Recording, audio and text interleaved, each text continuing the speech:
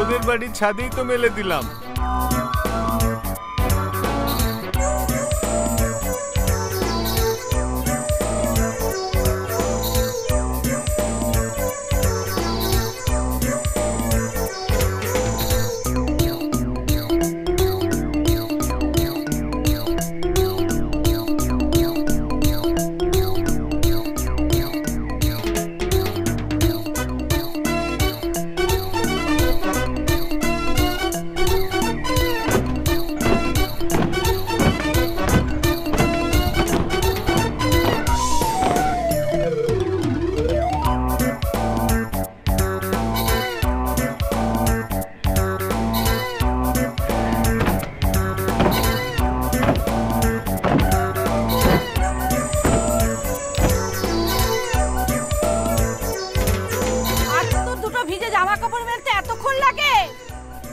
আমি কিছু বুঝি না।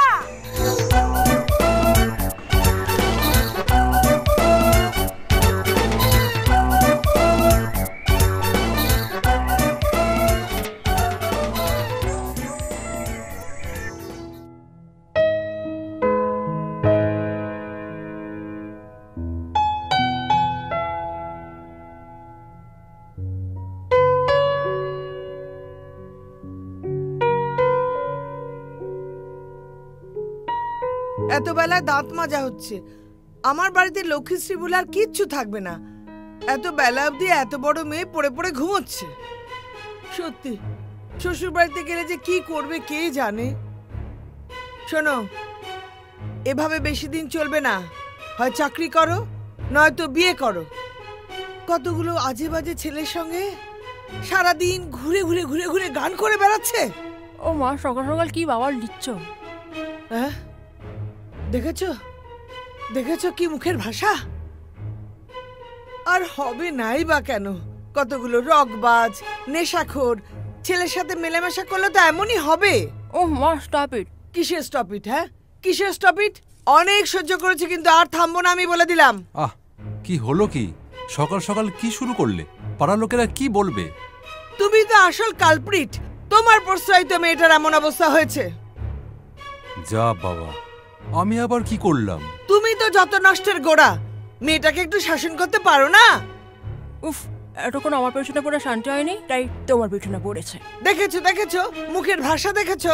না মামনি, মাকে পেছন বলতে নেই। ঠিক আছে, বকে দিয়েছি। বকে দিয়েছি? কি বকারে ধরন! যেদিন বড় কোনো গন্ডগোল করে ফেলবে না, সেদিন আফসোসের কোনো সীমা থাকবে না। যত সব আজে বাজে বন্ধু বান্ধব। জঘন্য কোথায়? কত সুন্দর বন্ধু বান্ধবের সাথে গান বাজনা এই সমস্ত নিয়ে রয়েছে। ওগুলো গান বাজনা? ওগুলো গান বাজনা? চিৎকার করছে সব, আর তোমার মেয়েও তাদের সাথে চিৎকার করে ঘুরে বেড়াচ্ছে। শোনো মা, ব্যান্ড মিউজিক নিয়ে তোমার কোনো আইডিয়া নেই, তাই এসব কথা বলছো। আমার আইডিয়া করার কোনো দরকারও নেই। ভদ্র ঘরের মেয়ে কোথায় রবীন্দ্রসঙ্গীত করবে তা নয়, যত সব অপসংস্কৃতি।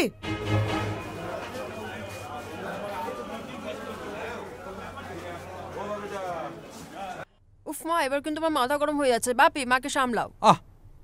তোমরা একটু চুপ করবে? আমাকে কেন চুপ করতে বলছো? মেয়েকে সামলা বলে দিলাম সময় থাকতে। কোনো ছেলে কিন্তু এরপর তোমার মেয়েকে আর বিয়ে করবে না।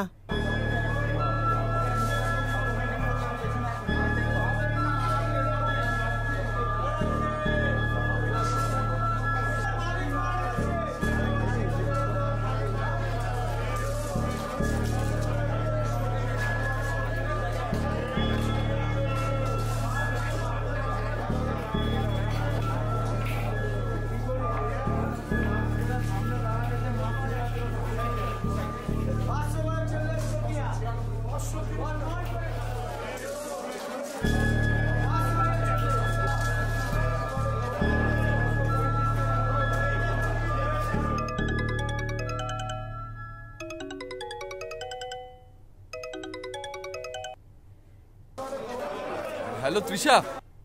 বল। আরে কি হচ্ছে আমি তো কিছু বুঝতে পারছি না। সবাই মুখে মাস্ক পরে ঘুরছে। মাস্ক না কি প্যান্টি পরে ঘুরবে? ফোন রাখ বাল।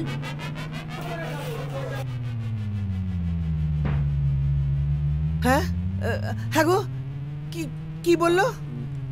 কি বললো? কি বললো? কি সব ভাষায় কথা বললো? না, ওই গানের লিরিক্স বললো। গানের লিরিক্স? এটা কোন ভাষার গানের লিরিক্স? হ্যাঁ, জানি না তো, আমি ঠিক জানি না তো। দাঁড়াও, ওই ঘরে বোধহয় ফোনটা ফেলে এসেছি, আসছি, দেখি কোথায় এই ফেললাম। শোনো। ওহ বাবা, কি বলে গেল! আমার কান দুটো একেবারে গরম হয়ে গেল।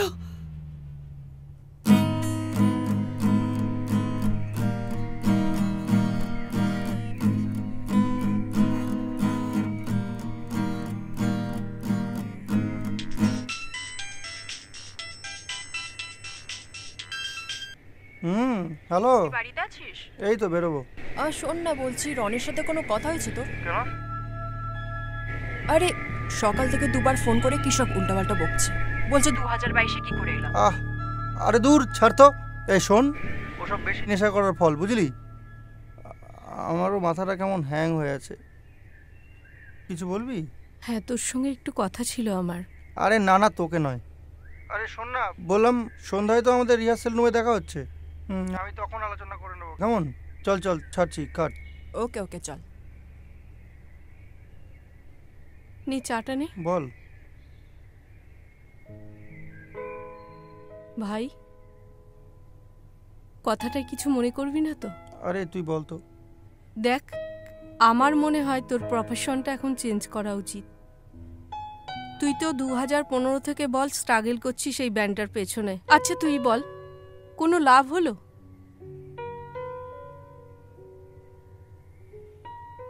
লক্ষ্মী ভাই, আমি না মানে হুট করে কথাটা বলে ফেললাম, কিছু মনে করিস না।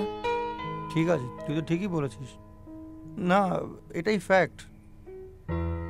দেখ দিদি, আমি জানি এই মুহূর্তে আমাদের সংসারের পুরো প্রেশারটাই তোর উপরে পড়েছে। দেখ, ছাড় তো। দিদি, আমি না একটা শেষ চেষ্টা করতে চাই, বুঝলি? কি বলতো? অন্তত একটা গান। ঠিক আছে, কিন্তু আমি যেটুকুনি অনুভব করছি চারিদিক দেখে, এখন মানুষের গানের প্রতি ইন্টারেস্ট হারিয়ে যাচ্ছে। আর তাছাড়া ব্যান্ডের গান শুনতে চায় না ভাই কেউ। তবুও একটা ভালো গান। দেখ দিদি, আমি এতদিন ধরে যে স্বপ্নটা দেখেছি, যাকে ভালোবেসেছি, যাকে আমার নিজের মধ্যে বাঁচিয়ে রেখেছি, তাকে আমি কি করে মেরে ফেলবো বলতো?